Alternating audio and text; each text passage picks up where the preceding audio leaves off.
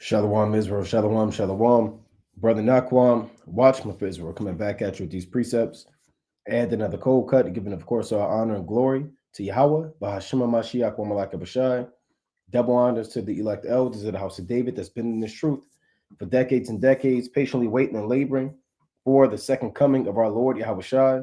A hearty, mighty shalom to all of the mighty men of the Most High God who are out there in the highways and byways, pushing this truth, magnifying the ministry, presenting their bodies as a living sacrifice, and enduring all things for the elect's sake. Shalom, shalom.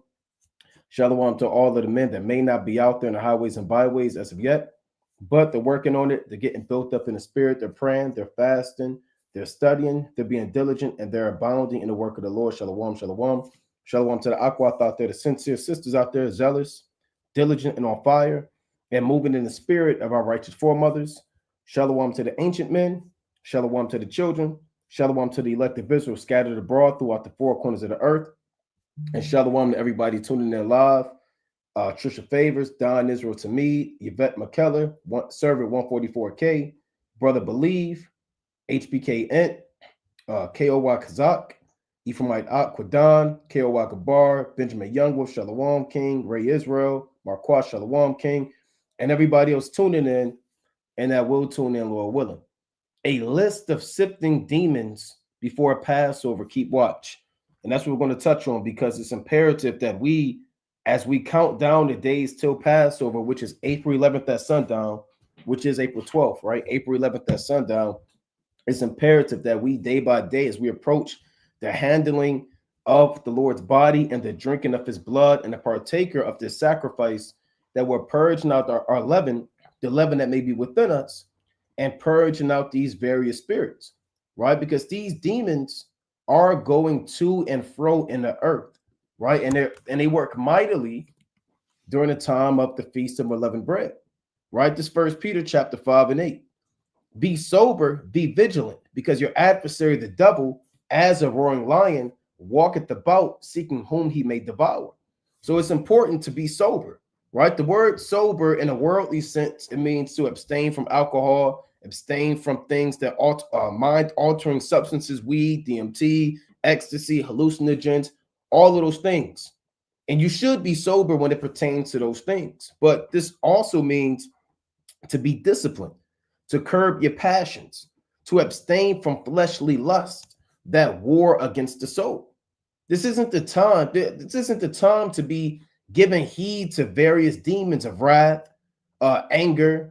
This isn't the time to be freaking off in lust and concupiscence, right? When these demons approach themselves and present themselves to you, these are the days of mighty rebuke, right? And holding yourself to a particular standard, right? And telling yourself, hey, look, I will not let these demons overthrow me today, right? Tell yourself that every day, right? And count the cost. You're going to deal with demons at the workplace. Demons are going to hop on your family. Demons are going to hop on your woman, your children. They're going to hop on your supervisor, your boss, anybody, hop on you. You got to tell yourself that every day. Today's a day where demons are looking to sift me out, right? So here's the word in the Greek. The word sober is nepho, right? Nepho, and it means, let's pull this up, sober, watch. To be sober, right? Salakia. To be calm and collected in spirit. You see that? To be temperate, dispassionate, circumspect. To be discreet, sober, to watch. So if you're a watchman, every brother's a watchman, right? A watchman has to have discipline.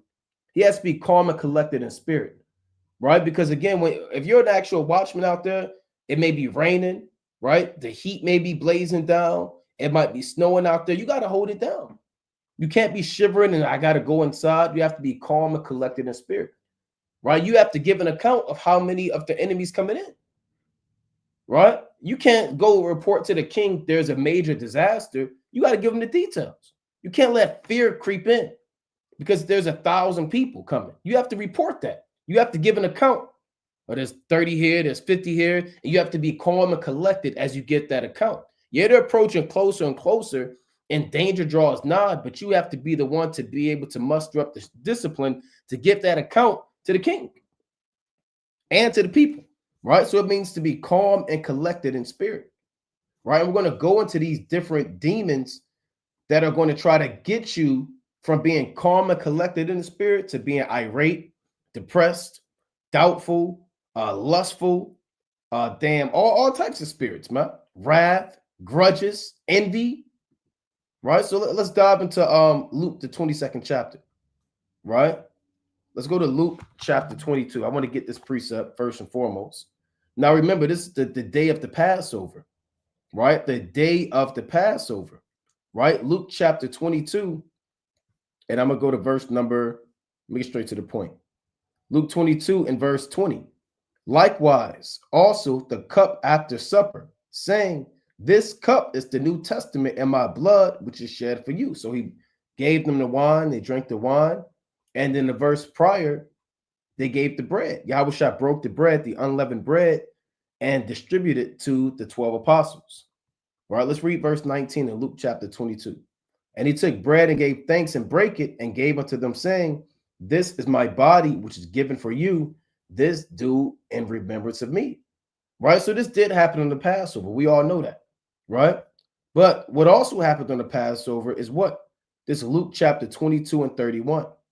And the Lord said, Simon, Simon, behold, Satan hath desired to have you, that he may sift you as wheat. This was on the night of the Passover. So Satan didn't take a night off because it was the Lord's holy day. The Lord didn't say, Satan, look, you just refrain from my men, and these men, they're eating lamb, they're drinking wine with the Lord. No. Satan is working mightily, even on the night of the Passover, man. Satan, he had Judas in his crosshairs. He already got him. Now he's looking for Peter. He's looking to take down one by one the men that are surrounding Yahushua. And this applies to us today. Satan desires to have every one of us, man.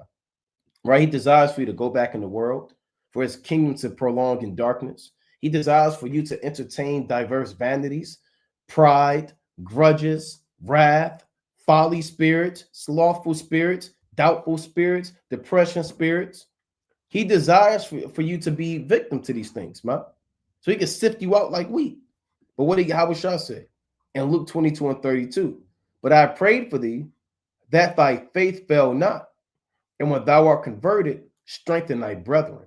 So Yahushua was able to perceive these demonic forces that are on the earth. And that's the same mentality that we have to have as being sober, right? Everything is spiritual. And when you have that mindset, you begin to look at things outside of that individual. That's not that individual that's ready to fight you. That's a demon that wants to fight you. That's not somebody at your job looking to vex you. That's a spirit that's working on them. And that's the mentality that we have to have. Once you have that spiritual mindset, and you're able to perceive that all things are of Yahweh Shemi, then you're more inclined to stay in the spirit. But when you break your own walls down, right, and you become carnal, you receive not the things of the Spirit of God, and they become foolishness to you, right? And you can't discern them. Let me get that real quick in 1 Corinthians chapter 2 and 14, right? It reads, I'm going to start at 13. Which things, this 1 Corinthians 2 and 13, which things also we speak, not in the words which man's wisdom teacheth, but which the Holy Spirit teacheth, comparing spiritual things with spiritual. Approaching the Passover, you got to compare spiritual things, man. Right? Nothing is carnal. People may be carnal, right? But they're only carnal due to the demons and the spiritual forces that are working on them and against them. Verse number 14. But the natural man receiveth not the things of the Spirit of the Most High, for they are foolishness unto him, neither can he know them, because they are spiritually discerned. You don't want to be spiritually discerned. You don't want to be have a low spiritual IQ. So-called white man got his IQ where he determines who's a genius, right? Who can break down these puzzles, and who's a world champion of chess, and who has a PhD, and he prides and lauds himself over his IQ test, man. And who could think logically. The Most High is not dealing with the most logical man. There's no verse in the Bible where the Most High has demanded the sons of God to think logically, to apply logical mentality. No, the Most High said be spiritual. right? At all times, man. Being spiritually minded prevails all things. You don't want to be a natural man, right? It's approaching Passover, and you have this woman who hit you up out of nowhere, right? Whatever woman you went to, hey, Satan created this woman just for you. If you like women with curly hair, she got curly hair. If you like women with glasses, she got glasses. If you like dark-skinned women, dark skin. If you like Northern Kingdom, Satan, he'll make this woman just for you. You know? Now she called you out of nowhere. Now she's in your inbox. Right now, your job all of a sudden that they're stressing you out. They're adding more work to you. They're saying that, look, we might have to let you go. If you don't work up to our standards, we're thinking about letting you go. So these spirits are looking to stress you out and vex you, man. But you have to have that spiritual mindset to say, you know what? That's Satan looking to take me out the spirit, and you have to maintain your integrity.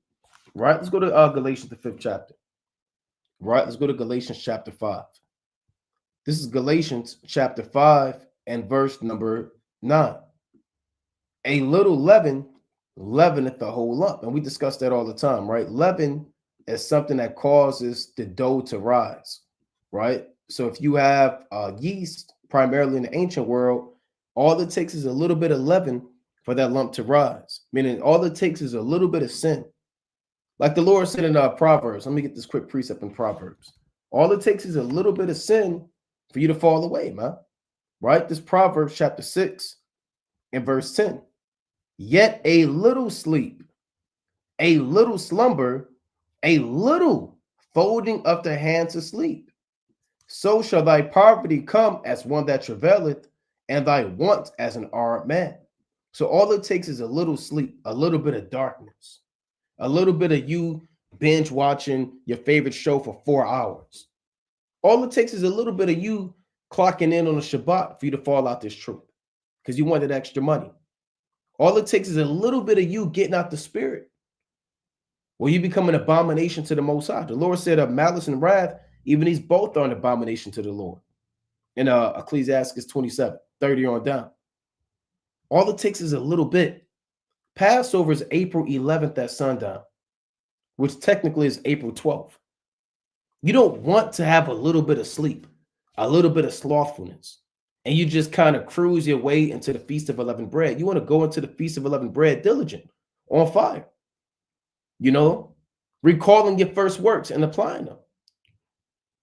A little bit of sleep and you're in poverty, right? Spiritual poverty, that is, your riches and your wealth and understanding being taken away from you. So going back to Galatians chapter 5 and 9, it says, a little leaven leaveneth the whole lump. You're the lump, right? Man are likened unto lumps, right? When you go to Romans, the 9th chapter, the Lord speaks about that, right? Let's get a quick precept on lump. Man is the lump. It's not talking about some dough in the bakery. Romans chapter 9 and verse number 21. Hath not thou, hath not the potter power over the clay, of the same lump to make one vessel unto honor and another unto dishonor? So the lump in this context is dealing with who? Rebekah. The Lord used Rebekah to create Jacob and to create Esau because they both came out of her womb. Jacob was made into a vessel unto honor, and Esau was made into a vessel to dishonor. Esau was made to be cut down and destroyed. So man is the lump, and leaven is the sin. Right? Let's read on in Galatians. It's like in Galatians chapter 5 and 10 to touch on these demons. Right? Galatians chapter 5 and 10. I have confidence in you through the Lord that ye will be none otherwise minded. But he that troubleth you shall bear his judgment, whosoever he be. And this is Paul going into men who are traveling to Galatia and Asia Minor, forcing these men to be under the law, but chiefly be circumcised. Verse 11. And I, brethren, if I yet preach circumcision, why do I yet suffer persecution? Then is the offense of Hamashi, the offense of the cross ceased. I would they were cut off, which trouble you. So men that were trying to teach them the wrong doctrine, the Apostle Paul said, I wish those men were cut off, dead, out the way, right? Let's jump down. Verse number 16. This I say then, walk in the spirit, and ye shall not fulfill the lust of the flesh. And these are the days before Passover, and chiefly every day. Every one of us should be walking in the spirit and having your spiritual mind, your mind on 10, and looking at everybody as a spirit, man. Whether you're a demon or they have a righteous spirit on them, and being mindful of the temptation that these spirits are going to try to bring to you. You have to be mindful of the temptation. That's Sirach chapter 2 and 1. My son, if thou come to serve the Lord, prepare thy soul for what? For temptation. Set thy heart aright and constantly endure. So every day you got to count the cost. Every day is a day for Satan to sift you out this truth. Satan to tell you, don't read today. Don't fast today. You don't have to pray. You'll do it later. You'll read later. Be envious. Be proud, right? Make things about you. All of these spirits are here to make you be in the flesh. Verse number 17 in Galatians 5. Slack. For the flesh lusteth against, let me make sure this is showing. For the flesh lusteth against the spirit, and the spirit against the flesh. And these are contrary the one to the other, so that ye cannot do the things that ye would. So the flesh is always going to fight against the spirit, like oil and water, light and day, darkness and light, right? Cold and hot. The flesh tells you to do the things that please you. The spirit wants to do the things that pleases the Most High God, right? The flesh wants to eat and satisfy its hunger. The flesh wants to feel things that make your body feel good, whether you rest or you get pleasure. That's what the flesh wants. And the spirit wants to do things that are against the flesh. The spirit wants to pray. The spirit may want to fast. The flesh wants you to be hungry and thirsty. The spirit may want you to go out and do the work. The flesh says your legs hurt, your knees hurt, your back hurt. You work long hours this week. Spirit says do a video, teach. The flesh says you'll do it later, maybe next week. Every day the spirit is warring against the flesh. Let's get that in 1 Peter 2 and 11. Right? This is happening every day. 1 Peter chapter 2 and 11. Dearly beloved, I beseech you, as strangers and pilgrims, abstain from fleshly lust, which war against the soul. And every day there's a war. This is the longest war that man has ever been involved in. This is longer than the 100 Years' War, the Crusades, World War I, the Civil War, World War II. This war right here has been created from the foundation of man, where the soul and the spirit wants to please the Most High, but temptation and diverse forces are pulling you against that, man. You're being pulled every day to the dark side, for lack of better terms. The world, the satanic side. And you have to constantly fight and constantly keep this battle going, man. Like they got those exercises in sports when they put the resistance bands and ropes and parachutes on men, and they got to run, but they're running with a damn parachute. So they're running against an opposing force. The wind and the parachute is pulling them this way, but they have to run this way. When you have those resistance bands, the tension in that band is against you, man, right? To condense and to relax, but you have to pull against it. That's how it is in this truth, man. You're constantly fighting and pulling against opposing forces, right? So let's go back to Galatians 5. Galatians 5 and 18. But if ye be led of the Spirit, ye are not under the law. Now, it doesn't mean you don't have to keep the law. When it says ye are not under the law, it means what?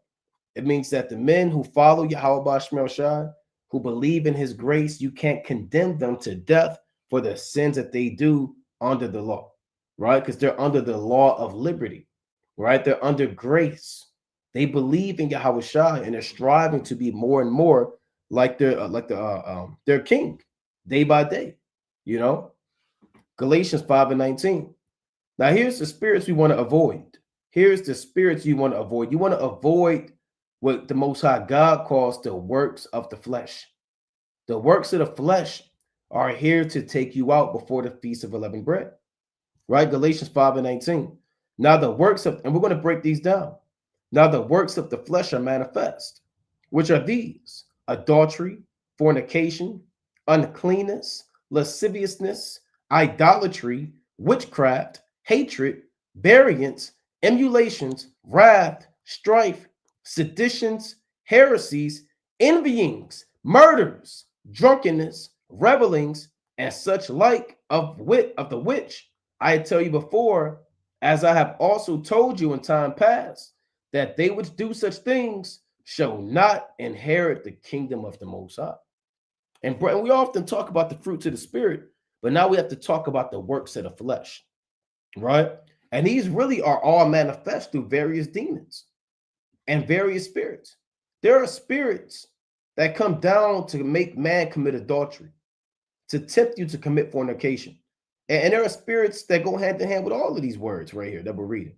All these different demons are here to sift you out, right? Let me get Hosea real quick 5, right? Just to prove that this Hosea chapter 5 and 4, right? Hosea chapter 5 and 4, they will not frame their doings to turn unto their God. For the spirit of whoredoms is in the midst of them, and they have not known the Lord. So there's an actual spirit of whoredoms, spirit of idolatry. There are demons that go to and fro. They're up there in the third heaven. They tremble at the word of the Most High. They belong to the Most High. Right? The Lord said in James 2:19, thou believest that there is one God, thou doest well. The devils also believe and tremble, paraphrasing. So those devils, these demons up there, they believe in the Most High. They tremble. That's 2nd Ezra to 8th chapter, 20 on down. But those demons, they're given missions. They're sent on missions to come down from the third heaven to dwell in this plane, this terrestrial realm that we call Earth, that the Most High calls Earth. And they have your address. They know where you work at. They know who your woman is, who your children are. They're given pretty much they're given a debriefing about who you are, what your weaknesses are, what your strengths are, how you have an anger demon on you. They get a rap sheet, man, right? They get a rap sheet, for lack of better terms. And they say, okay, well, I'm sent the Most High. He's sending me down to Chicago, Illinois. Okay, at this brother house. Okay, in the south side of Chicago. I know that brother. And remember, the demon said, Paul I know, Yahweh Shai I know, but who are ye? So these demons, they know you, and they don't have an actual sheet of paper, but they're giving intel. They're giving a breakdown on who you are. And they go, and the Most High says, look, you know what? We're going to try this man today, right? We're going to try this man. Anybody got any ideas? Okay, well, let's try him by a woman, right? Here, he struggles with women in time past. Look, September 2023, and he did this with the woman. And then look, 2019, 2005, he struggled with women. Look, get him. Let's send him out there. Put a spirit on this woman to call him tonight. Let's say 12 a.m., right? You other demon, go down there, keep him up. Make sure you don't go to sleep at night. Then you demon, hop on that woman and hit him up. Let's see what happens. And these things happen every day, man. They happen every day. Let's get that in 2nd Chronicles 18, right?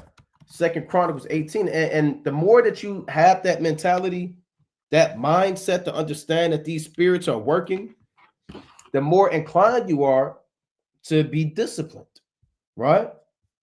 2nd Chronicles 18 and 18, right? One of my favorite accounts.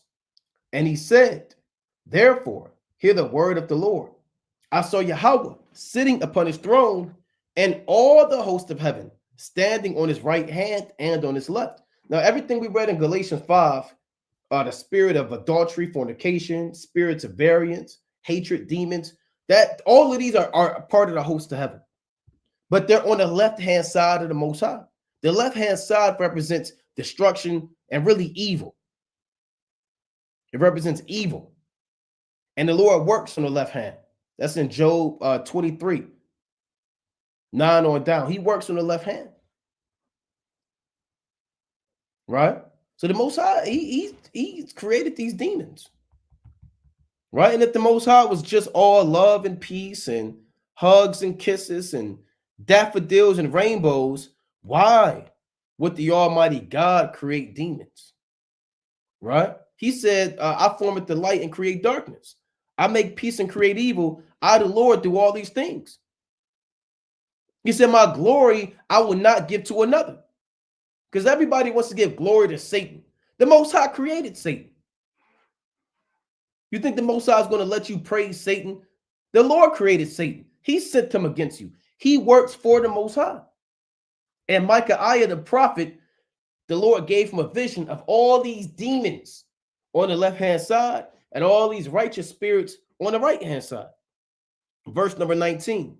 And the Lord said, who shall entice Ahab, king of Israel, that he may go up and fall at Ramoth Gilead? And one spake after this manner, and another sang after that manner. So this is the divine counsel, a heavenly counsel. There's no cameras up there. You can't see how this went down. But the Most High, he's inquiring to all of his army. These are all his soldiers, right? How are we going to get this man to die? And all these demons and these angels had different ideas, right? They all brought forth their reasoning. Then there came out a spirit, and you have to apply this to you. Next time you got out the spirit is because the counsel happened in the third heaven. It wasn't a coincidence. It's not because you stubbed your toe. It's not because that person cut you off on the highway and you got road rage. It's not because a demon hopped on your wife, right? Or your children, or your job. No, that was part of a counsel in the third heaven, right? Then there came out a spirit and stood before the Lord and said, I will entice him. And the Lord said unto him, wherewith, meaning how? And he said, I will go out and be a lying spirit in the mouth of all his prophets. And Yahweh said, thou shalt entice him, and thou shalt also prevail. Go out and do even so. So the Lord gave him the green light. Go to this king, this wicked king, and kill him. Right? And these spirits are on the earth. The works of the flesh are manifest. Let's read this again. Galatians 5:19. Now the works of the flesh are manifest. Now, why does the Most High call it the works of the flesh? Because spirits are on you, making you commit actions and works that please the flesh. That's what they're called, the works of the flesh. The worker is you, but you're being inspired to do that work by the spirit inside of you. Right? There's an inspiration that comes down from the Most High. Let me get that in Job chapter 32. Right? You're being inspired. Everything's of the inspiration of the Almighty. Right? Job chapter 32 and verse number 8. But there is a spirit in man, and the inspiration of the Almighty giveth them understanding. So you have your own spirit that the Most High gave you, but then you're also influenced by, and your spirit is altered by the Most High.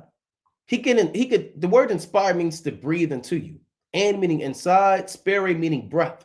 So the Most High could breathe a demon into you, put a spirit on you. He can put a learning spirit on you, and you can actually gain understanding. He can put a pride spirit on you. You don't want to get counsel or take rebuke. Everything's inspired by the Most High. So these works of the flesh, again, breaking it down, you're the worker. Man is the worker that was created by the Most High. And the driving force that allows you to work are the spirits inside of you. And when you do works of the flesh, it means that there are actual demons that hop on you that do things that pleases your emotions and your flesh. And you don't want to fall victim to being a worker of the flesh. And they're manifest. It's not a secret. So let's break down the works of the flesh that are going to that are operating. They're here. They're going to and fro. They're traveling. You can't see them. They don't announce their arrival. They don't knock at the door. They don't give you a text. They just show up. But it doesn't matter to the men of the Lord because we're sober and we're vigilant, knowing that Satan is roaring. He's coming around like a roaring lion. So we're always on the watch. We never take our head off the swivel. They tell you that in sports, man, or football, rather. Day one, when you playing football, they tell you keep your head on the swivel. You might get blindsided. A lot of these guys, they never recover, man. Their career is over. Their millions of dollars in contract money is gone. Some of these guys, man, they receive permanent injuries. They take them out on the stretcher. They're holding their thumb up. They're waving a towel, you know. They're paralyzed from the waist down. All they had to do was watch and keep their head on the swivel. They got too caught up in the crowd, too caught up on the opposing damn team. Keep your head on the swivel. So let's read these spirits. Adultery. There are spirits of adultery, right? First, let's go to Matthew, the 5th chapter. God forbid you get sifted out right before the Feast of Unleavened Bread by the spirit of adultery, right? By the spirit of adultery. First, we're going to break this down in Matthew chapter 5 and 27. Ye have heard that it was said by them of old time, thou shalt not commit adultery. The them of old time are the judges and the prophets and the righteous kings of Israel. They're the them who taught the people the law, the scribes and the men of the Lord. It was told to us, thou shalt not commit adultery. But I say unto you, that whosoever looketh on a woman to lust after her hath committed adultery with her already in his heart. So even when you're lusting after another man's wife, you're looking at another man's wife, you've already committed adultery with her. It's over with. It's a wrap. It's done. You've committed adultery. So you got to be mindful, man. A lot of brothers, they struggle with that, man. Especially, well, I'm not even going to say especially single brothers, but brothers, you may not have a rib, you might not have a woman. Some brothers start drinking too much, man. They start looking, their eyes are wandering to the ends of the earth. Now they're looking at this brother wife. And I knew a brother, we had a feast day. You know, the brothers was outside doing their thing in righteousness. You know, we had a woman, they was on the inside. They was doing their thing that the sisters do, you know, whatever. And it was a brother kept going inside, man. You know, oh, I got to use the bathroom. Oh, I left my Bible. Oh, I got to grab this. So eventually word got out that he kept going in there with some of them sisters, most of them was married, man. Going in there, who want to take a shot with me? I believe this man broke a hot dog in half. Maybe I think brother was grilling some hot dogs or some burgers, whatever. He broke it in half and tried to offer it to another man's wife, man, or another sister. Come on, we taking shots on me. Now you want to take a shot with another man's wife? You poured up a bottle, a shot, a cup of Hennessy, and you gave it to this man's wife and said, take a shot with me while he's outside protecting you and holding security? Be mindful of that adultery spirit, man. And again, you don't know what woman out here is married. You got certain brothers, but that's only talking about this man's wife. Yes, it is. But again, I mean, are you going to play that game? I'm going to lust after this woman right there. I know she's not married. Well, how do you know, brother? I can just tell. Look how she... No, you can't tell. So let me get this in Proverbs. Don't let the spirit of adultery sift you out, man. Right? Let's go to Proverbs chapter 4.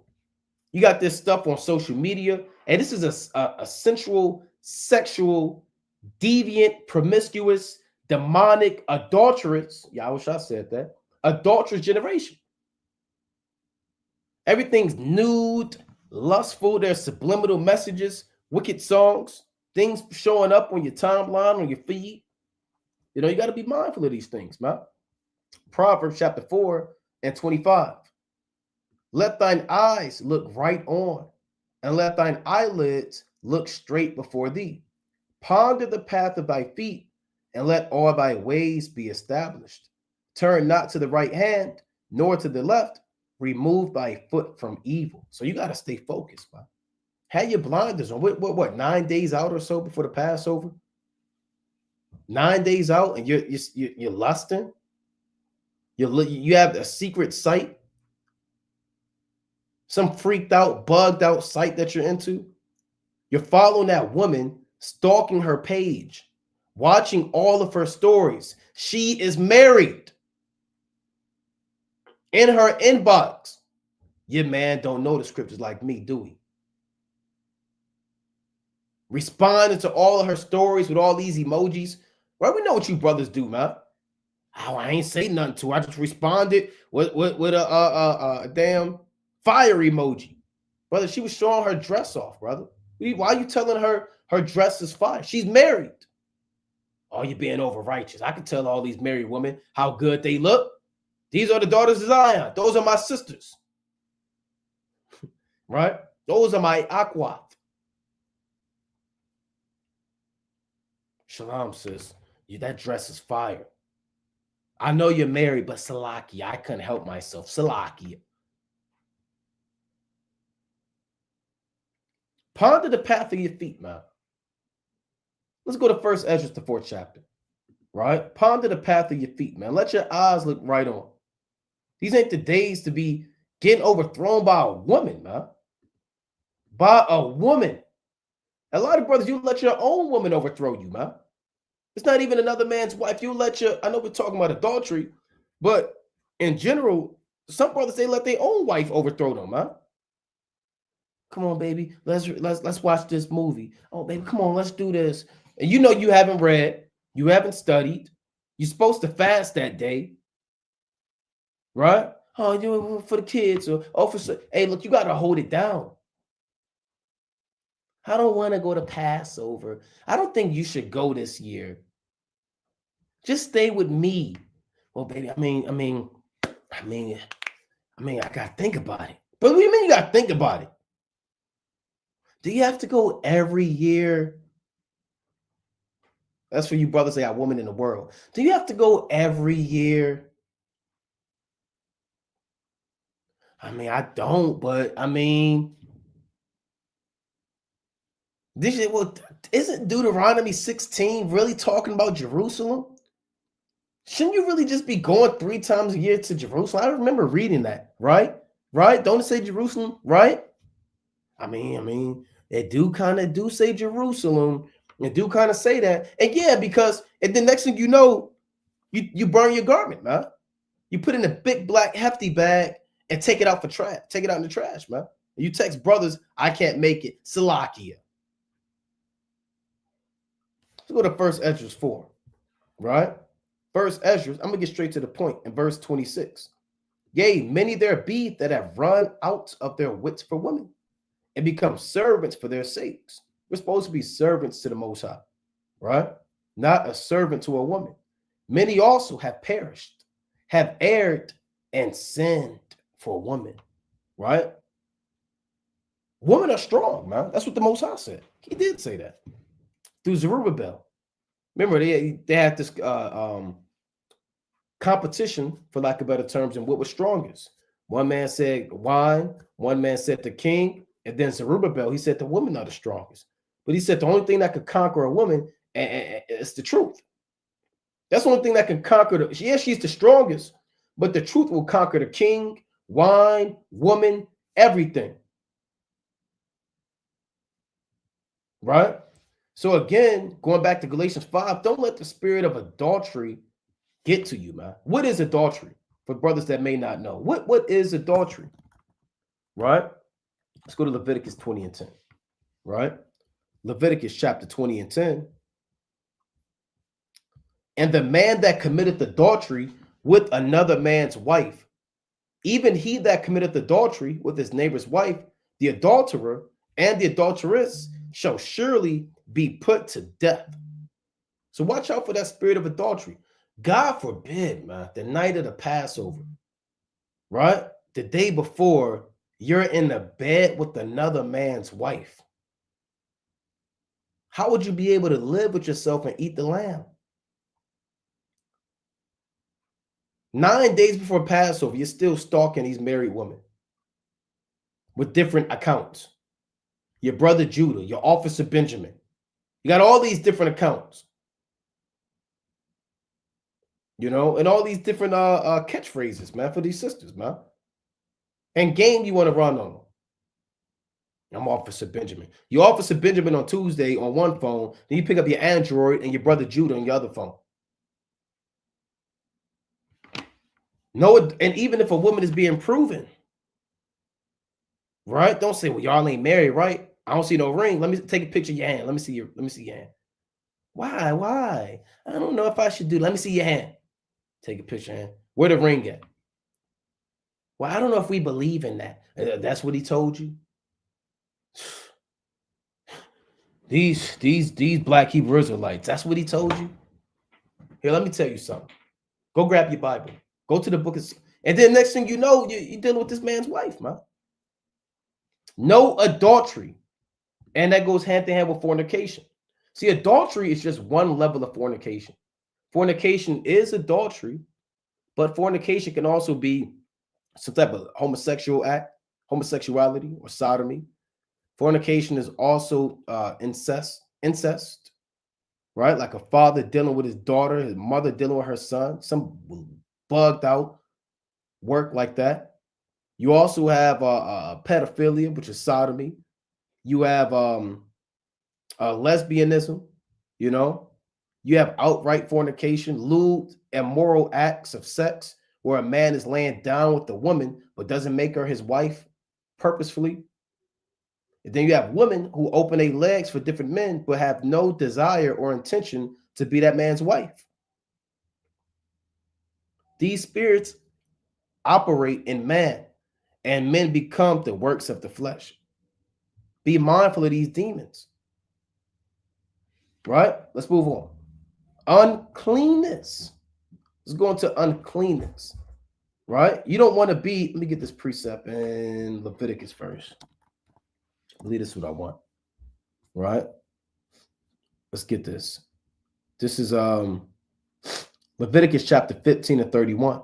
Thus shall ye separate the children of Israel from their uncleanness, that they die not in their uncleanness when they defile my tabernacle that is among them. So on a carnal level, uncleanness goes into not purifying yourself according to the rights and the ordinances that the Most High have given, right? A quick example, if you're a woman or a man, right, and the seed of copulation comes out of you and it touches garments or skin or your woman, whatever, those things have to be washed, right, before the sun goes down, and you have to wash yourself before the sun goes down, and then you'll be clean, right? That's just one simple ordinance, but there are many in this 15th chapter that go into being clean. That's a spirit, that's a literal cleanliness, and brothers have to keep that law, man. Stop being nasty, man, and wicked. Read Leviticus 15, man. See, I was just going to break this down on the spiritual level, but now I have to remember that Jake does these things on the carnal level. You can't lay with your woman on her flower, right? You can't say what you can't say. Okay, well, it's been 4 days. It's over with. No, you got to count those days, those 7 days. You got to count. Doesn't matter. If you lay down and you see the copulation went out, you got to follow the law. You have to keep these ordinances. You can't just be unclean. The Lord will kill you. That's on the literal uncleanness. But you also have spiritual uncleanness, meaning you defile yourself with various demons. There are things called unclean spirits, right? Let's get this in Matthew 12 and 43, right? This is the book of St. Matthew, chapter 12 and 43. When the unclean spirit is gone out of a man, he walketh through dry places, seeking rest, and findeth none. So you have literal uncleanness according to the law, like Leviticus 15, and even laws of leprosy deal with the uncleanliness and things of that nature in the 14th and the 13th chapter. That's carnal and literal uncleanliness. But now you have spiritual uncleanliness. An unclean spirit is not just relegated to dealing with sexual intercourse or leprosy, unclean spirits can be a plethora of things.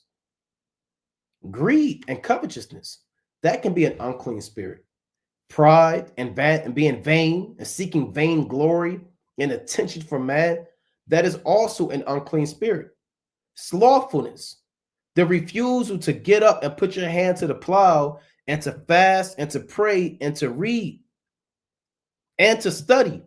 If you haven't studied in God knows how long, you have an unclean spirit on you. If you haven't fasted and Lord knows how long, you have an unclean spirit on you. See, an unclean spirit is not, okay, well, I ain't washed my hands and, okay, I ain't take a shower. No. Right? And Yahushua spoke of these spirits in the book of Mark, the 7th chapter. Right? So these are also different demons. All these spirits are here to sift you out. The unclean spirits, the fornication spirit, the adultery spirit. Right? And you got these Christians. They say, what they say, cleanliness is next to godliness. And they're talking about vacuuming the floor. They're talking about sweeping behind the couch. They're not talking, their pastor, when he says that, or your mother, when she says that, she's not talking about how she meets up with 4 different men and they're in and out the house. That you have to call 4 men dad in the span of 2 months.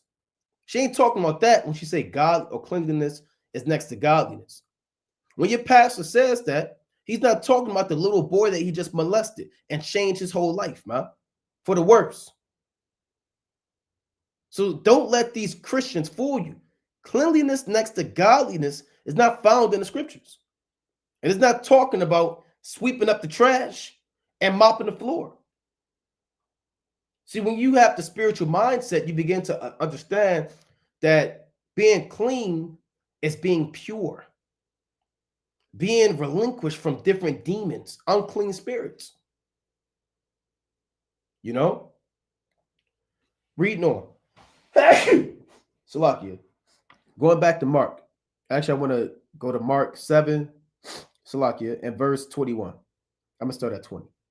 And he said, that which cometh out of the man, that defileth the man. Right? So what can defile you? Uncleanliness. We read that in Leviticus 15. The Lord said, don't defile his tabernacle. If you defile the tabernacle and your uncleanliness, you get cut off. And even on a spiritual level, we're in the tabernacle in the temple of the Most High. For from within, out of the heart of men, proceed evil thoughts. What are evil thoughts? Thoughts of how you're going to hate, get back at this brother, like a grudge. How you want to murder this brother. An evil thought is, you know what? I'm not going to read this week. I'm going to play the video game. Right? I'm going to watch ESPN all day. That's an evil thought. I'm going to rebuke these Edomites at work, man. They got on my last damn nerve. This person cut me off on the road. I'm going to cut them off on the highway. Those are evil thoughts. Those things defile you. Now you have an unclean spirit on you. Adulteries, we touched on that. Fornications, murders. Rather you physically are looking to commit murder, which is absolute wickedness, or you hate your brother. Thefts, right? You're a klepto, you steal. Covetousness, you yearn to possess things that's not yours. Wickedness, that's witchcraft, rebellion, murder, hatred. Deceit, you're dealing falsely. Lasciviousness, evil sexual lust, right? Lewd, diverse fantasies, pornography, masturbation, undressing people with their eyes, right? The wicked, diverse thoughts, that's lasciviousness, right? An evil eye, meaning you holding a grudge on a brother, you side-eyeing people, you got a bitter spirit. Blasphemy, you're going against the scriptures. Pride, right? You depart from the Most High. And foolishness, you're into utter folly. All these things come from within and defile the man. So that's what makes men deal with the works of the flesh. That's what uncleanness is going into. Everything that we read about in Mark 7 and some, right? Or should I say, and more. Now I want to go to that word uncleanness in the Greek, right? These are all different spirits looking to sift us out prior to the Passover. Here's the word in the Greek, Acarthesia, right? Salakia, right? A catharsia, right? And it says what? Uncleanness, physical, right? In the law, it's physical. But Salakia, see that? In a moral sense, the impurity of lustful, luxurious, profligate living. We have to pull that word up, right? Of impure motives. So let's pull up profligate, right? That's not a word that we see often.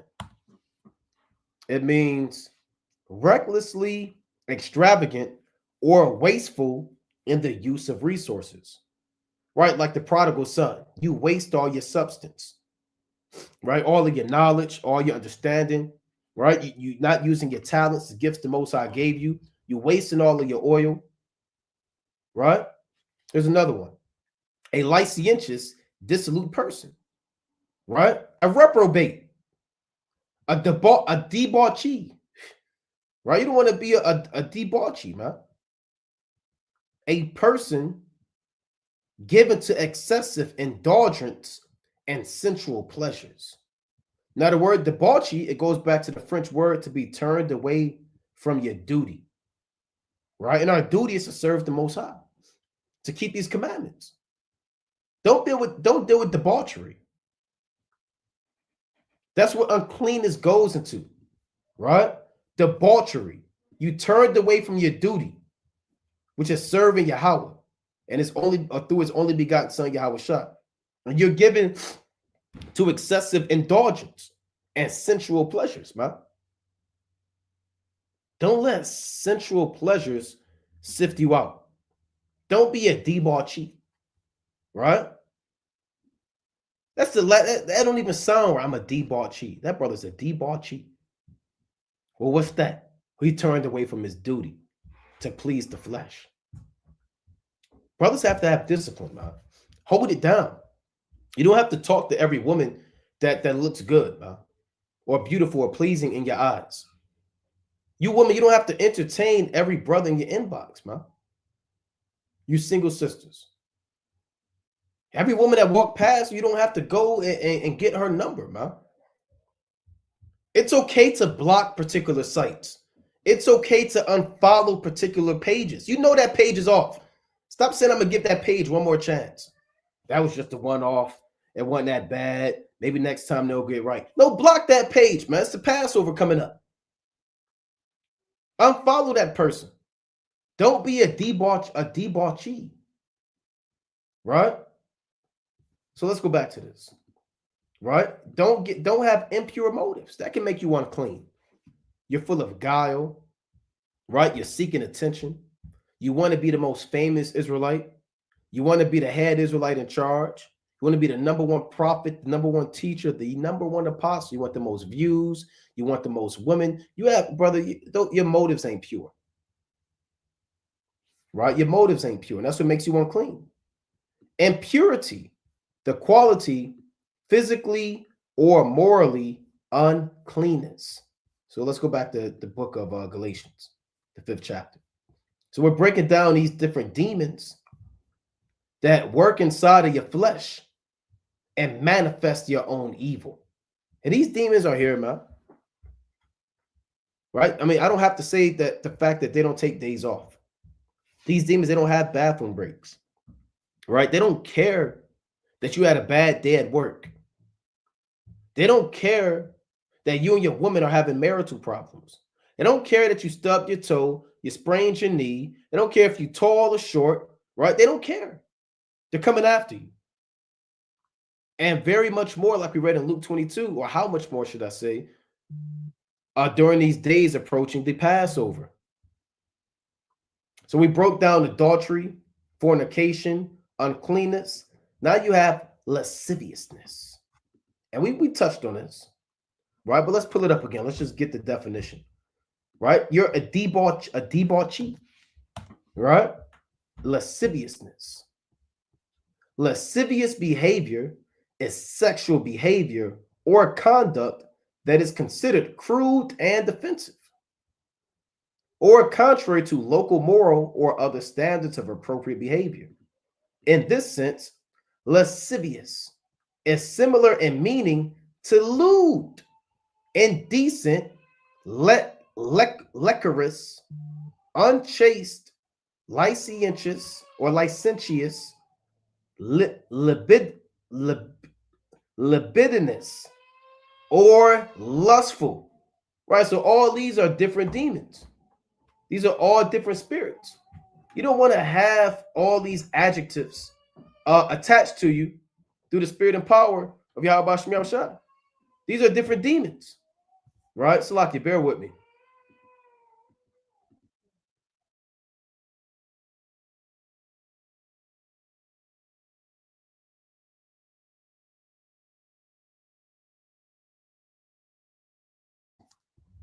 Right? Spirits. Lasciviousness. So no lasciviousness. All right. Now, an example, let me get a quick account of lasciviousness. All right. I'm not going to get the whole chapter. Let's go to 2 Samuel 13. So it's spirits. You see that as spirits going to and fro. Now, this is Tamar, and actually, you know what? Let's get Judges 19. Right? Let's get Judges 19. I wanted to get that one. But here's a lascivious spirit. This is probably the most lascivious account in the scriptures. Right? This is Judges chapter 19 and verse number, oh boy, do I want to read this whole account? Let's read 22. Right? Judges 19 and 22. Now as they were making their hearts merry, behold, the men of the city, certain sons of Belial, beset the house round about, and beat at the door, and spake to the master of the house, the old man, saying, bring forth the man that came into thine house, that we may know him. So when you read this account, if you haven't read Judges, especially the 19th chapter, go read it. Right? You had this man that went to get his concubine, and then you had all these sodomites who surrounded the house, and they start beating at the door like the police. They said, bring that man out that we may know him. What does it mean that we may know him? They want to know who his favorite sports team is. Is that what that means? Bring him out that we may know him. Is he a Yankees or a Red Sox fan? Does he like sunshine or does he like the rain? Does he like pancakes or waffles? No, that's a euphemism for bring him out. We want to pop him. We want to have sex with that man. Bring him out. All of us. So this is called lasciviousness. And the man, the master of the house, went out unto them and said unto them, nay, my brethren, nay, I pray you, do not so wickedly, seeing that this man is coming to mine house, do not this folly. So he defended his guest, man. That's an ancient Eastern custom, to defend your guest. Behold, here is my daughter, a maiden, and his concubine. Them I will bring out now, and humble ye them, and do with them what seemeth good unto you. But unto this man, it's like you do not so vile a thing. And if you have them wicked, lascivious thoughts, it could turn to you doing vile things that you regret. Brothers got to control your passions, man. Control those spirits. You're going to end up doing vile things. Because a lot of brothers, you like to entertain those thoughts. You got lewd thoughts. You got creeps that walk around and picture people naked all day. Oh, I could just see what she would look like with no clothes on. Right? You stripping her with your eyes. You're having lewd sexual fantasies, what it would be like if you laid down with this woman. Right? You know, you're talking about it. You're meditating on it. You're freaking off. That's lasciviousness, man. You open up your laptop, you go online, you go to all these different diverse sites. You're doing a vile thing. The Lord said, do not so a vile thing. Right? Verse 25. But the men would not hearken to him. So the man took his concubine and brought her forth unto them, and they knew her and abused her all night until the morning. And when the day began to spring, they let her go. This is one of the most lewd acts in the entire Bible. They abused her. Doesn't mean they punched her in the stomach, they punched her in the leg. They abused her all night until the morning. Not going to do an in-depth breakdown on that. But that's what happens when these lascivious thoughts kick in. You have to be mindful of these demons, man. They're going to make you do vile things. Stop taking it lightly. Stop taking that thought like it's just a thought. Oh, it's not that bad. No, that thought, the Most High could give you over to that thought. Right? Give you over to that seed that's planted in you. And next thing you know, you're going completely off the rail. Right? Doesn't it tell you that in Romans, the first chapter, that they did not like to retain God in their knowledge? Right? Let's get that. This Romans chapter 1 and verse 28. And even as they did not like to retain the Most High in their knowledge, the Most High gave them over to a reprobate mind to do those things which are not convenient. So if you're not thinking of the Passover, thinking about the blood of Yahweh, and that should be what you're thinking about. You're meditating on the Feast of Unleavened Bread, purging out the leaven, getting leaven out your household on the literal level, getting leaven out your household on the spiritual level.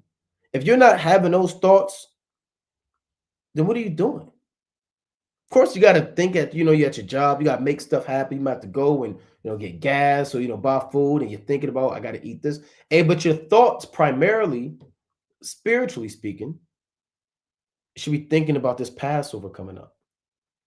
If you don't want to think about that, you want to think about what it would be one night with this man's wife. You want to have unclean thoughts. You want to have thoughts of fornication, lasciviousness. If you don't want to retain the Most High in your knowledge, that's your problem. The Most High is going to give you to a reprobate mind. He's going to make you do what you think, what you really want, your dark fantasy, your lewd desire. He's going to set up the situation for it to happen. You're going to get that man's wife. You're going to commit fornication. All your lewdness is going to come to light. Right? So you got to be mindful of that demon, the lascivious demon. Let me get this precept. I believe I want this in Proverbs 24. Right? And there's another one I want as well. Right? Proverbs chapter 24 and 9. Right? The Lord said, right, Salakia, the thought of foolishness is sin, and the scorner is an abomination to men. Right? So those thoughts they're sins. Right? There's nothing light about those thoughts. You entertain those are sins. Right? You got to repent from those thoughts. That's what's important, to meditate. Right? And to think pleasing thoughts. Right? This is Psalms 19. Right? Psalms chapter 19 and verse 14. Let the words of my mouth and the meditation of my heart be acceptable in thy sight, O Yahweh, Bahashmi Abishai, my strength and my redeemer. And you may want to say that, man. You want to have that, as part of your prayers. Rather you wake up in the morning before you lay down, throughout the day, you always want to ask the Most High to let the words of your mouth, right, meaning the words you speak, and the meditation of your heart, your thoughts that you think, you want those things to be acceptable at the Most High's sight. And peradventure, the Lord hears that petition and he gives you that. So you don't have to worry about struggling with thoughts of lasciviousness all day, right? And thoughts of lust, man. So let's read on to Galatians 5, right? Galatians 5 and 20. Idolatry, witchcraft, hatred, variance, emulations, wrath, strife, seditions, heresies. Idolatry is plain. Idolatry is when you put someone before the Most High, right? You put Instagram before God. Before reading, praying, studying, fasting, you decided that I have to catch up on what's going on these people's stories. That's idolatry. Before you pray, you said, you know what, man, I just got to get on Twitter. I got to see what's going on. That's idolatry. You put money in your job. You're working 65 to 70 hours, but you won't read.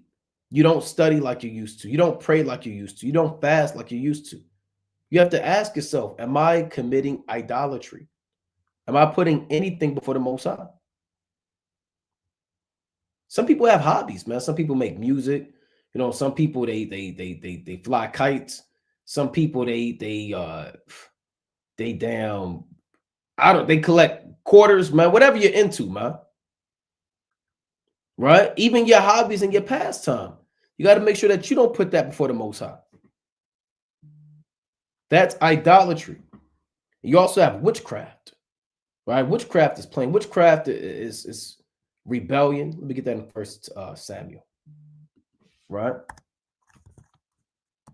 First Samuel chapter 15. Actually, First Samuel 15 and 23. It reads, for rebellion, this Samuel getting on Saul. For rebellion is as the sin of witchcraft, and stubbornness is as iniquity and idolatry. Because thou hast rejected the word of the Lord, he hath also rejected thee from being king. So if you are rebelling against counsel, order, the precepts, you might as well be committing witchcraft. They're one and the same, and they're both worthy of death. When you're stubborn, can't nobody tell you nothing, you might as well be an idolater because you're putting your own emotions before the Most High. So be mindful of idolatry. See, idolatry is not just bowing down to a golden calf. It's not just bowing down to a cross. Those are idolatrous acts and high levels of idolatry, but they are not the only form of idolatry. Whatever you put before the Most High and His truth becomes your God. The Lord said, Shema Yasha'ala Yahweh, it's like Shema Yasha'ala Yahweh Alahaya Nawa Yahweh Akkad. That's what the Most High said, bro. Right? Hatred is another demon. Variance, these go hand in hand. Hatred and variance. Let's pull up this word variance in the Greek. Right? Don't let variance sift you out. Here's variance. The word is eris, and it means a quarrel, debate, contention, strife. Yeah, a demon might hop on a brother or you. Now you and the brother don't see eye to eye. Now it turn into something. Y'all refuse to let it go, hash things out, patch it up, shake it out, salute one another, forgive one another. It could be in your marriage, man. You don't want to go into the Passover. You and your woman are eating unleavened bread, but she look at you with the eye, oh, I can't stand you, man. And she eating the lamb. I can't stand that nigga.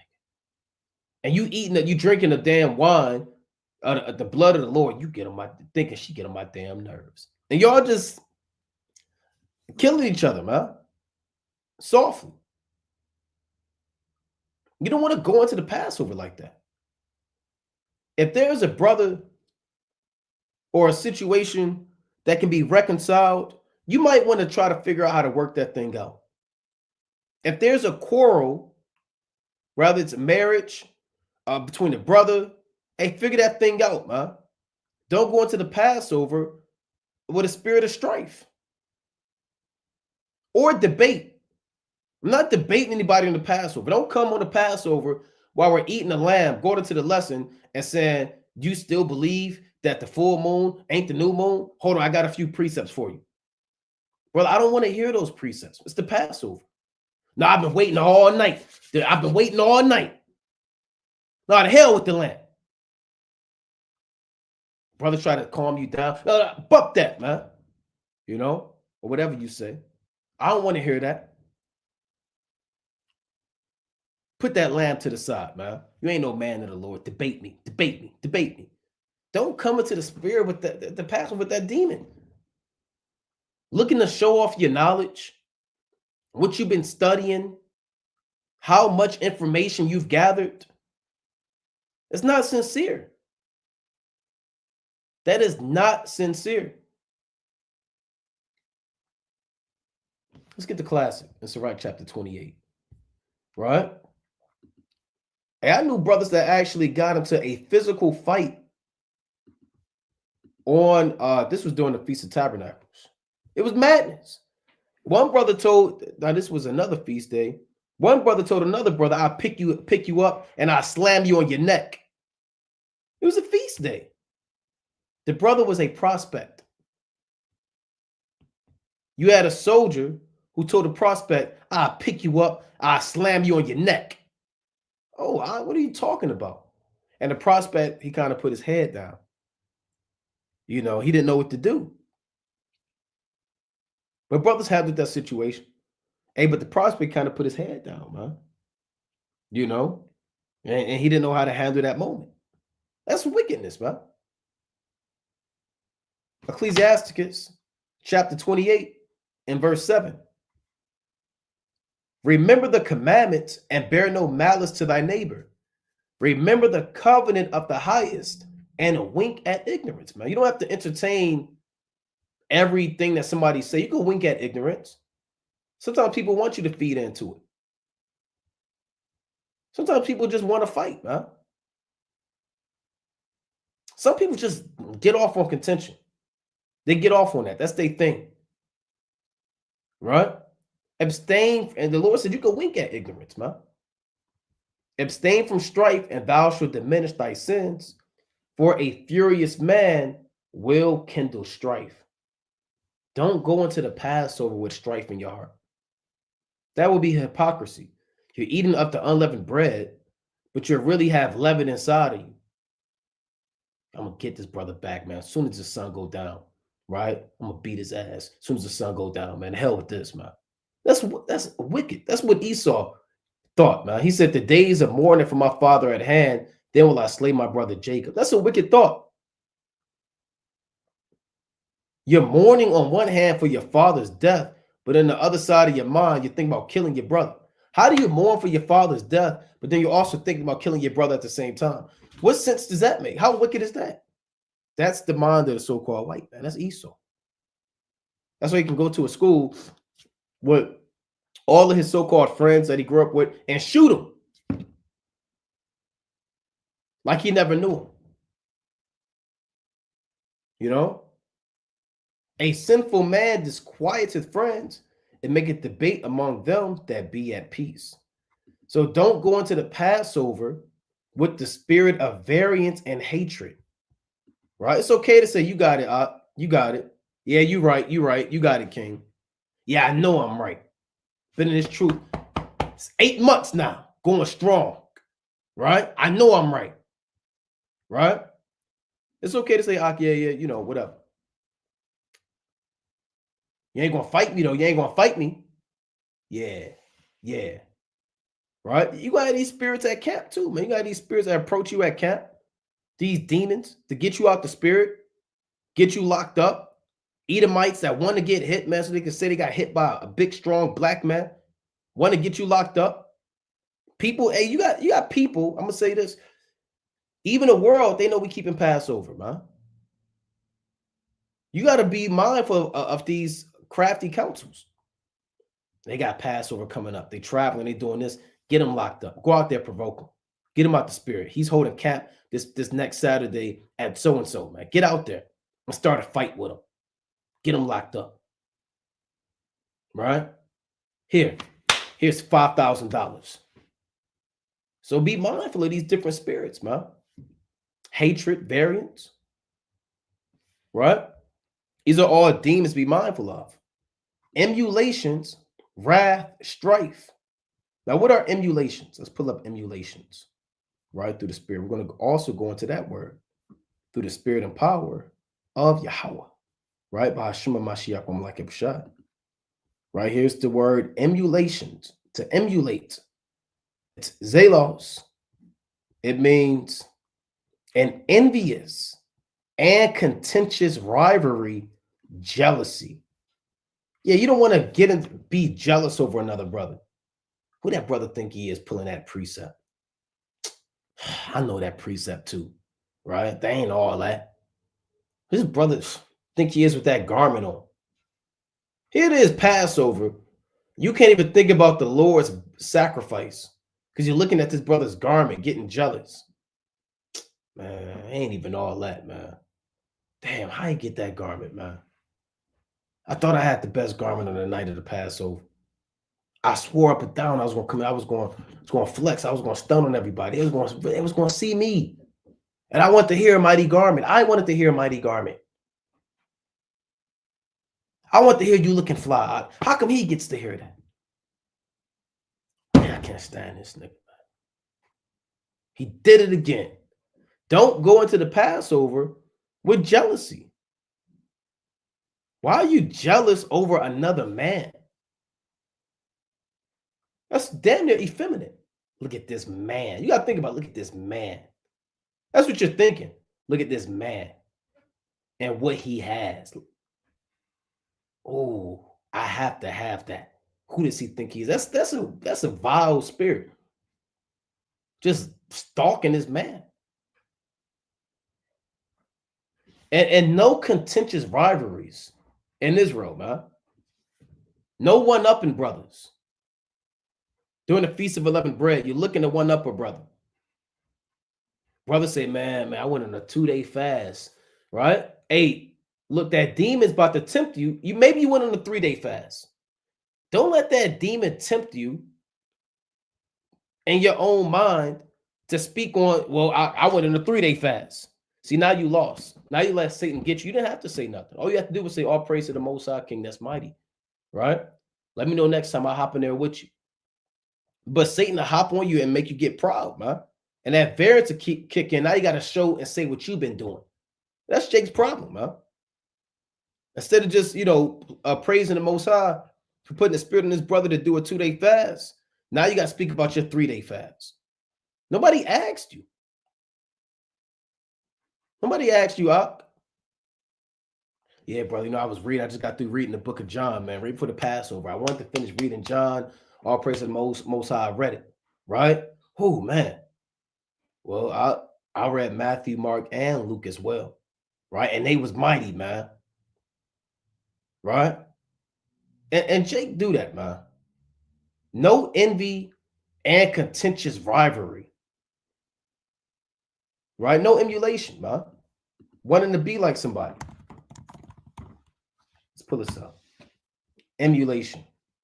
An effort to match or surpass a person or achievement, typically by imitation, right?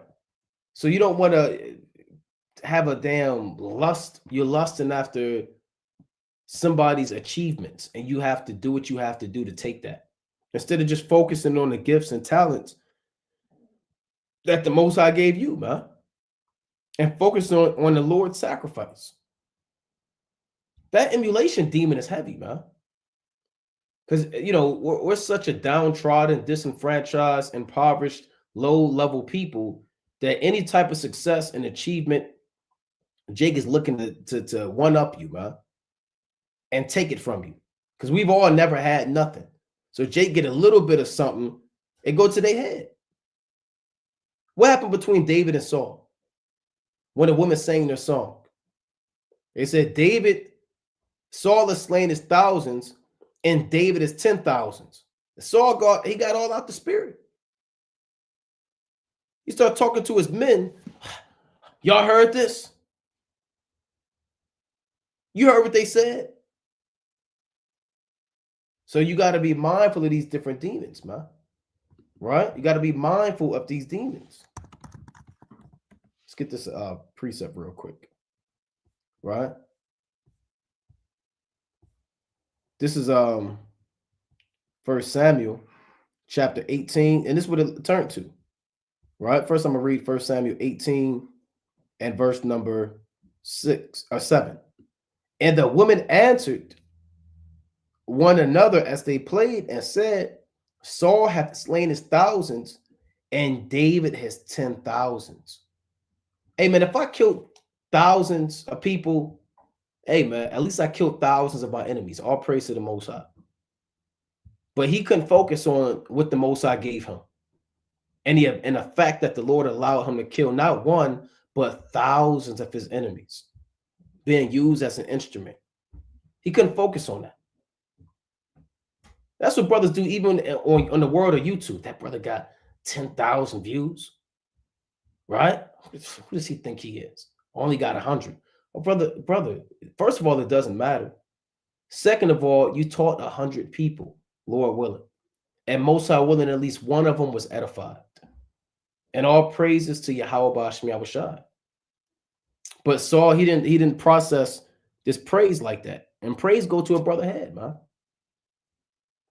He immediately looked at what they said about David. David killed his 10,000s, right? 1 Samuel 18:8. And Saul was very wroth, and the saying displeased him. And he said, they have ascribed unto David 10,000s, and to me they have ascribed 1,000s, and what can he have more but the kingdom? He was already the king. Saul was already the king. And really, David was the king on a deeper level. But Saul, that's emulation right there. That's emulation. Don't have an emulation spirit. Focus on talents and gifts that the Most High gave you. And meditate on the blessings given to you by the Almighty, man. And not letting another man's accolades and praise overthrow you during the Passover. Right? Let you be a brother, you make videos, a brother come up, hey, I seen your videos, maybe that was a good video. And you the brother that don't make a video, and you start side-eyeing, who does brother think he is, man? I know precepts too. That's a demon. That demon will sift you out during the Passover week or Feast of Unleavened Bread. Right? Going back to Galatians chapter 5 and 20. Let's read this one more time. Idolatry, witchcraft, hatred, variance, emulations, wrath, strife, seditions, heresies. And wrath is similar to strife, but wrath is anger, times 10. That's what wrath is. Wrath is when you're punching holes in walls. You're flipping over tables. You're throwing stuff in the house. You pop in the trunk. You spinning the block. You following somebody home. You picked up a knife. That's wrath. Right? Let's put the definition of wrath. And wrath is a demon. That demon reports to the Most High too. Right? Extreme anger. Right? Rage. Indignation. Right? That's what wrath is. Look at this. Wrath is defined as a strong feeling of hatred or resentment with a desire for vengeance. So wrath is anger, but it's anger and now you want to get somebody back. This overwhelming feeling, they should have said demon, and desire, they should have said lust, for revenge distinguishes wrath from anger that is balanced with reason, which is not a sin, right? It's not a sin to be angry. The Lord said, be angry and sin not. Might be angry for a reason that's justified, but wrath is never justified. Let's go to Sirach 27, right, and 30, right? Ecclesiasticus chapter 27 and 30. Malice and wrath, even these are abominations, and the sinful man shall have them both. And you know what they call grind your gears, what gets you angry. Who may get you angry? That's who Satan is going to use. If your supervisor, your boss, your manager, they get you angry, that's who Satan is going to use. If you and your woman get into it and y'all always clash, and that's who he's going to use. If it's your children, that's who he's going to use. Remember, like I said earlier, these demons, they got a rap sheet about you. What your pet peeves are, what irritates you, what vexes you, who vexes you. And they're going to stir up those spirits to try you. Be mindful of these demons, man. Be mindful of these sifting spirits. You can get sifted out by wrath. And then we seditions and heresies. So a sedition and heresy, they pretty much go hand in hand, because a sedition is what? When you sow discord and you look to overthrow the government or the church, right? Which is the government and body of Yahweh Bahashim Yahushua. That's what sedition is. Here's an example of sedition. Sedition is where you have, let's say you have a congregation of 5 men, 10 men, right? Small cap, 10 men. One man, and you have a group chat with those 10 men, right? The group chat is called the fire of God, fire of Israel, right? Fire of Yasha'Allah. Y'all are called Ash Yasha'Allah, right? That's the name of the group chat. Then one brother, here's sedition, right? He makes another group chat and doesn't tell 5 of the other brothers. And he makes that group chat and he begins to talk negatively about those 5 other men. Yeah, that brother, he doesn't teach the way I think he should teach. Yeah, that brother, he shouldn't do this the way I think he should do it. You never talked to that brother one-on-one.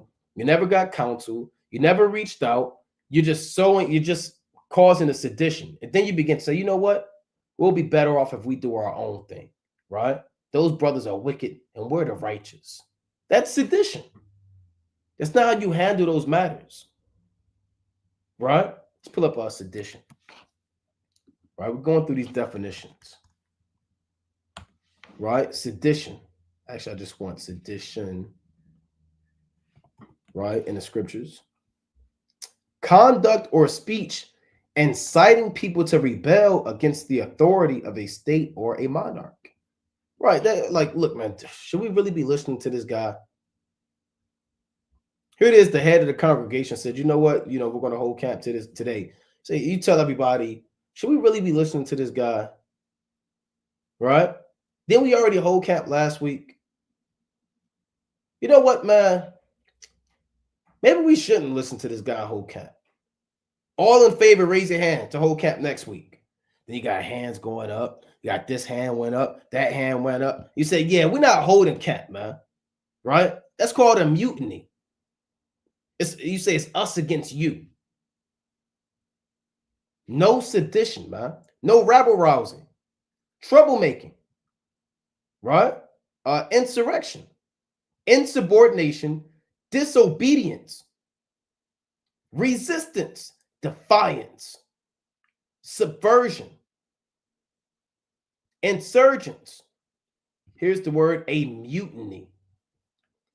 An open rebellion against the proper authorities, especially by soldiers or sailors against their officers. Yeah, if you're a soldier, follow order, man. Don't let a demon hop on you when you start defying the order of your officer. Man, I should be the officer. I know more precepts than him. I can do things better. Man, if I was in charge, you get that Absalom demon on you. You start having that if I was in charge demon. You're not in charge, brother. Doesn't mean you can't be in charge later, but you're not in charge right now. So follow order. Right? So if you're a soldier and you're of rank and authority, no mutiny demons, man. And ultimately, we're soldiers for who? Yahweh, Bahashim Yahushua. The Lord said he had chosen us to be a soldier. And you can't rebel against Yahweh, right? Man may take a while to find out, but the Most High knew it before you found out, right? And you have heresies. Those are different teachings that go against the church, right? Like if brothers start teaching that the Edomites can make it, right? That Babylon the Great is really Egypt, right? And we're really in Jerusalem now. That's a heresy. So if you're reading something in the Bible and you may not understand it, ask. Don't lean on your own understanding because it can turn to a heresy. If a brother comes to you with a doctrine, correct that brother. Rebuke that brother if you have to. Don't always be the brother that say, I see what you're saying. That's a good point. I'm going to look into it. Send me the link. No, brother. I don't want the link for you to tell me that the Edomites can make it. Don't send me the link. No, you don't have a good point, because this precept says this. See, the Lord said in Jude, contend for the faith. A lot of brothers, they got a weak backbone when it comes to doctrine. You just get easily overthrown. Right? Jude 1:3. Beloved, when I gave all diligence to write unto you of the common salvation, it was needful for me to write unto you and exhort you that you should earnestly contend for the faith which was once delivered unto the saints. So we have to earnestly contend for the faith, right? Earnestly, passionately, ardently contend for the faith of Yahweh Ba'ashem Yahushua, right? Let's read on. Galatians 5:21.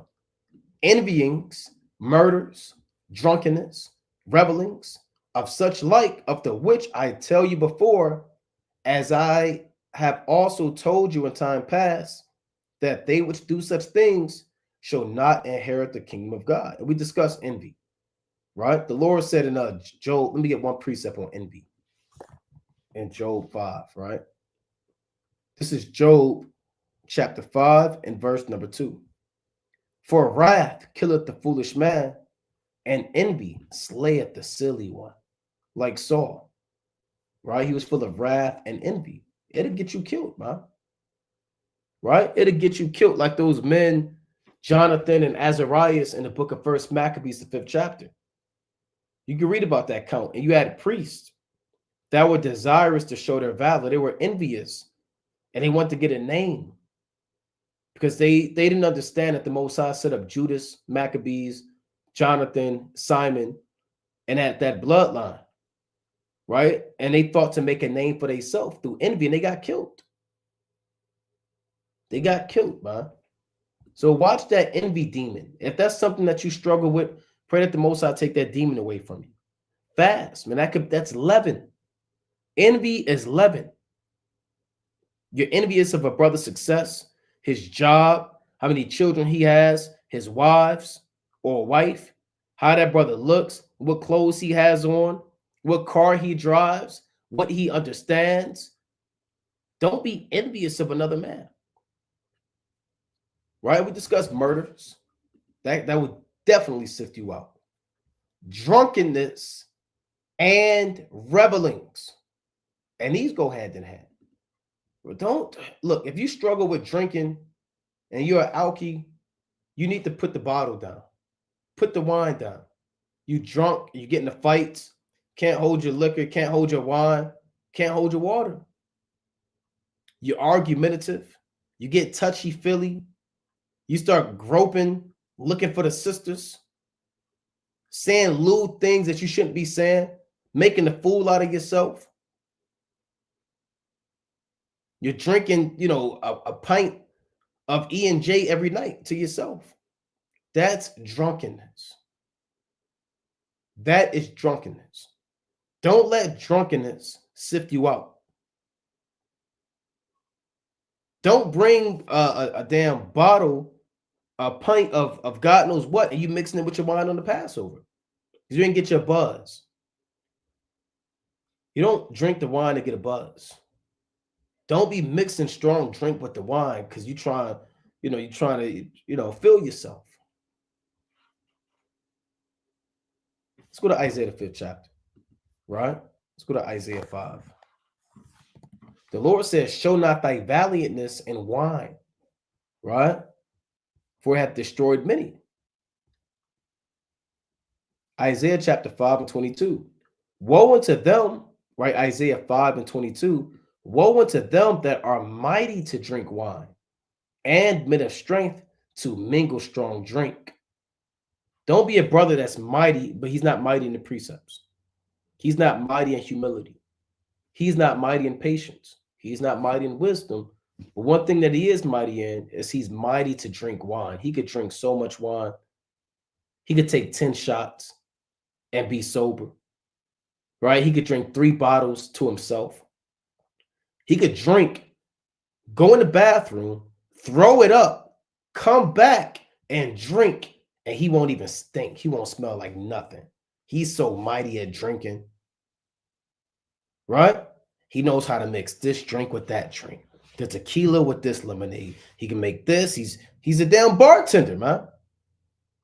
Carry a book bag full of bottles. He's mixing light and dark.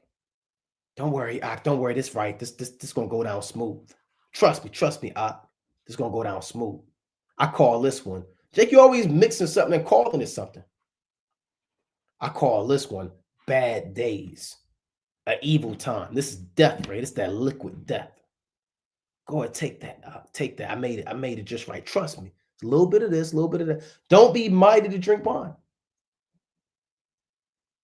And you really want to, go into that Passover with a clean spirit, man. You want to be clear-headed. You don't want to go into the Passover, but the night prior, you just came off a hangover.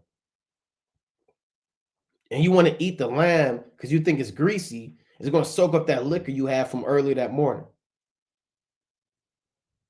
And that bread is going to soak up all that strong drink you had before the Passover. Right? So again, if you're a drunkard, you're not going to make it. It's not a sin to drink. You can drink. It is lawful.